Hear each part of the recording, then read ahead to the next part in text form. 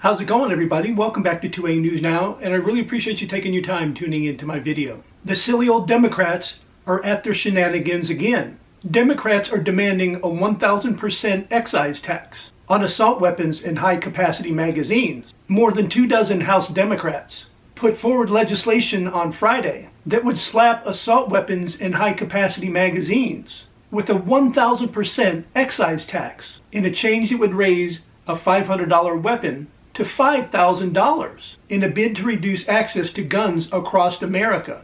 Representative Beyer, a Democrat from Virginia, and 24 other House Democrats introduced the legislation on Friday. It's the second time Democrats have put forward this idea.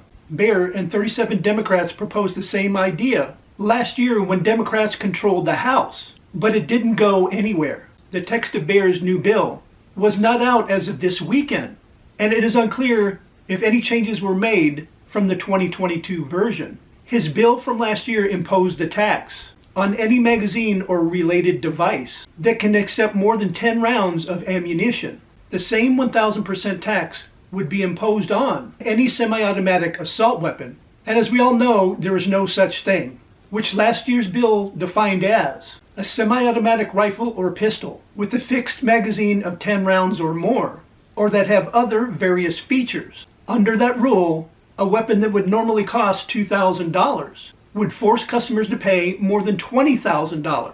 A change Beyer argued last year could help curb the epidemic of gun violence. He said Congress must take action to stem the flood of weapons of war into American communities, which have taken a terrible toll in Uvalde, Buffalo, Tulsa, and too many other places. Again and again, assault weapons designed to be used on the battlefield have been used in mass shootings at schools, grocery stores, hospitals, churches, synagogues, malls, theaters, bars, and so on. Most people believe that gun control advocates invented the word assault weapon to deliberately confuse the public and advance the political cause of gun control. Most people agree that the words assault rifle applies to only automatic weapons, while gun control advocates are looking to put controls on semi-automatic weapons.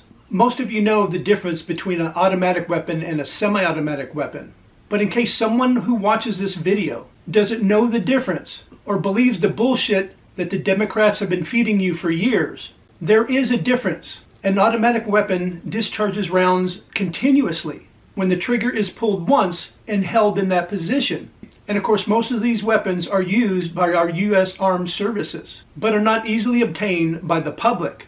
Unlike semi-automatic weapons that just fire one single round each time the trigger is pulled.